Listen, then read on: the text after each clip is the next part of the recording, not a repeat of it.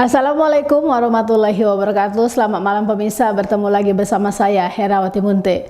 Pemirsa, beberapa menit ke depan kami akan menyampaikan informasi berita-berita terkini dari Kabupaten Kota Provinsi Sumatera Utara dan isu-isu yang lagi tren di tengah masyarakat. Masih dalam program 7 Inspirasi untuk Anak Negeri.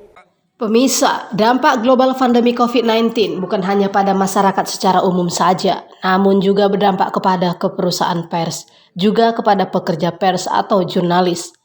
Kepala Perwakilan Bank Indonesia, Teuku Munandar, memberikan bantuan berupa paket sembako kepada puluhan wartawan yang tergabung dalam Wartawan Ekonomi Siantar Simalungun.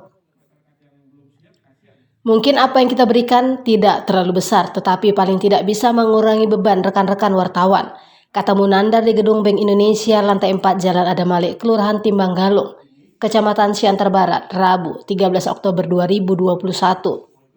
Pada acara media briefing diseminasi kebijakan dan informasi layanan Bank Indonesia, Teuku Munandar pada acara media briefing dengan wartawan ekonomi Siantar Simalungun mengatakan, telah ada peningkatan geliat ekspor dan produktivitas usaha skala nasional, sekaligus memperkuat daya jual beli di tengah masyarakat.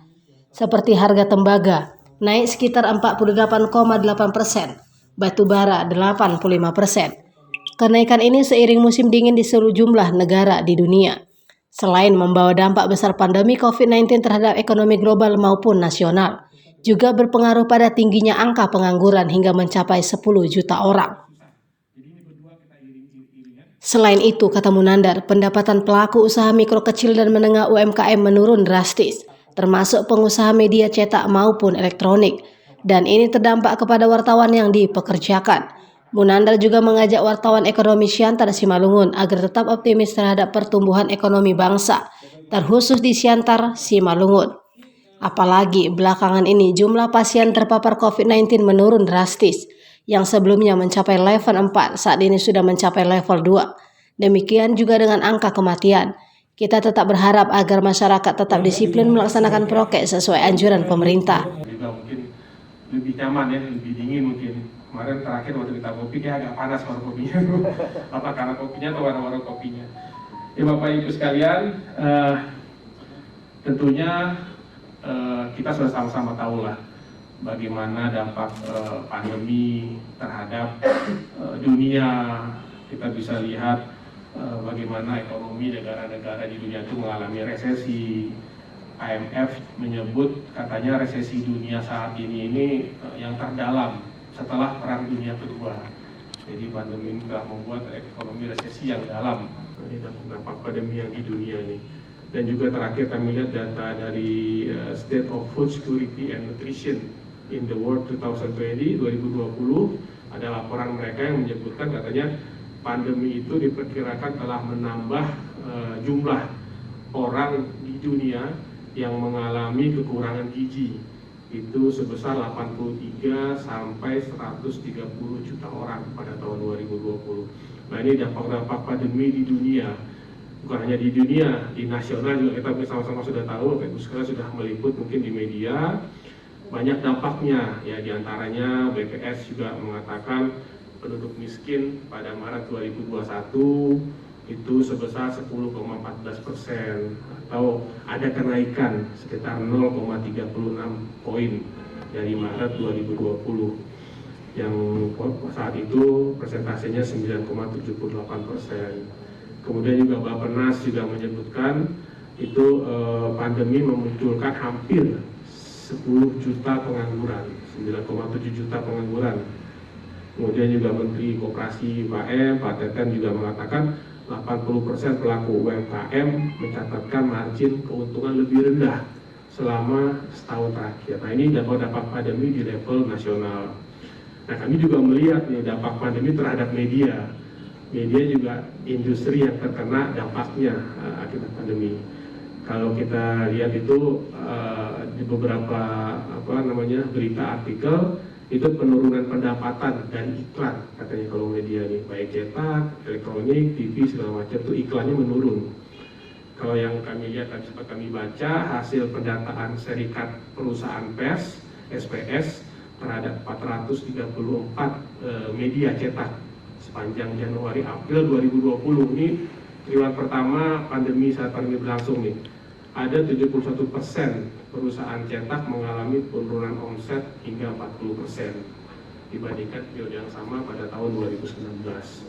Begitu juga dengan radio. Ya, radio ini juga kehilangan iklan nih, karena banyak perusahaan yang nggak operasi, yang menghentikan aktivitasnya, mengurangi produksinya. Jadi buat apa mereka pasang iklan? Atau nggak bisa jualan juga, ibaratnya begitu. Jadi mereka juga, radio ini kehilangan iklan dari perusahaan-perusahaan yang tidak beraktivitas. Sementara mau kegiatan off air mereka juga nggak bisa karena ada PPKM. Kan radio juga biasanya pendapatan dari kegiatan off air. Ini juga terganggu karena PPKM. Kemudian juga dari media online, saya mengutip dari AMSI, Asosiasi Media Cyber Indonesia. Itu media online juga mengalami penurunan pendapatan antara 25 sampai 80%. Lumayan besar ya pendapatannya nih. Sementara di satu sisi pendapatannya berkurang, di sisi lain media ini juga pendapatannya operasional meningkat. Untuk apa? Misalnya kantornya disemprot disinfektan, pengetatan prokes, penyediaan alat kesehatan, mungkin rekan-rekan wartawan dibekali dengan hand sanitizer, masker, itu kan juga menambah kos bagi perusahaan. Jadi di sisi satunya kurang pendapatan, sisi lainnya pengeluarannya bertambah. Tentu ini berdampak pada operasional industri media. Tentunya pendapatannya berkurang, kemudian juga dampak akhirnya tentu pada ke rekan-rekan wartawan nih, atau pegawai media. Akibat suatu hal yang lumrah lah dalam bisnis itu, kalau labanya berkurang ya tentu apakah bonusnya lah atau mungkin gajinya lah, fasilitas itu biasa dikurangin. Nah ini mungkin terjadi dialami oleh rekan-rekan media. Nah inilah yang menjadi pertimbangan kami dari Bank Indonesia Pematang Siantar. Ya kita cobalah meringankan beban rekan-rekan wartawan akibat COVID ini. Ya mungkin apa yang kita berikan tidak begitu besar nilainya, tapi mudah-mudahan bisa bermanfaat, meringankanlah beban rekan-rekan media semua dalam menjalani kehidupan. Nah ini juga sebagai tindak lanjut dari masukan saat kita ngopi santai kemarin ya. Ada yang mengatakan kami wartawan juga terkena dampak, masalah babe, saya bilang sih lupa. Kami juga terkena dampak apa nih Pak, dapat bantuan. Nah, itu juga kami bicarakan di sini. Ya ini bisa lah. Kami juga kemarin informasikan bahwa kita akan lihat kalau memang bisa akan kita berikan bantuan kepada rekan-rekan media. Nah inilah maksud utama dari pertemuan hari ini. Tentunya selain nanti mungkin ada sedikit informasi, mungkin nggak usah panjang-panjang dari kami terkait dengan adanya kebijakan baru dari Bank Indonesia, terutama dalam hal layanan pengelolaan uang rupiah nanti ini. Nah, mudah-mudahan dengan adanya bantuan ini kami berharap bisa menjaga motivasi kerja dan juga tetap menimbulkan rasa optimisme nih bagi rekan-rekan wartawan dalam mengabarkan berita. Karena penting nih dengan adanya berita dari kawan-kawan mungkin bisa menciptakan keyakinan masyarakat, optimisme masyarakat bahwa kita bisa melalui pandemi ini dengan bagus itu. Nah karena salah satu quote dari Helen Keller, beliau itu adalah penulis dan juga politisi wanita di Amerika yang tunarungu dan juga tunanetra. Jadi kata dia, nothing can be done without hope and confidence.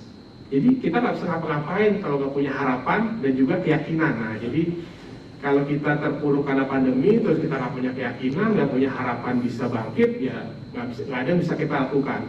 Nah inilah kenapa optimisme ini kita dorong supaya harus tetap kita jaga.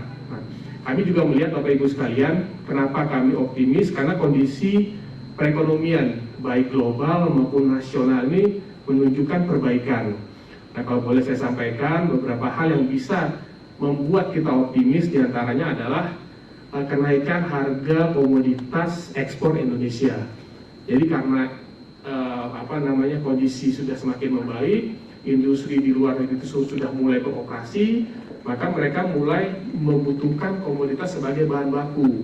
Jadi kalau kita catat nih dari data-data yang ada seperti tembaga, itu hingga sekitar September kemarin itu harganya mengalami kenaikan 48,8%. Batu bara 85%, karena mereka butuh energi untuk industri dan juga untuk memasuki musim dingin.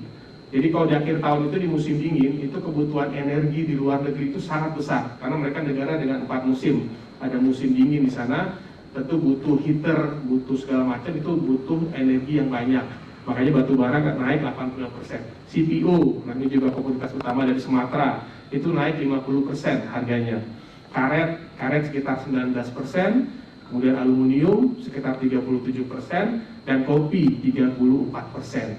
Nah, kenaikan harga komoditas ini memberikan optimisme dapat menyumbang pertumbuhan ekonomi, terutama dari sisi ekspor kita. Ini sangat penting. Dari kota Pematang Siantar, Sumatera Utara, Tim Liputan Monlesa TV mengabarkan.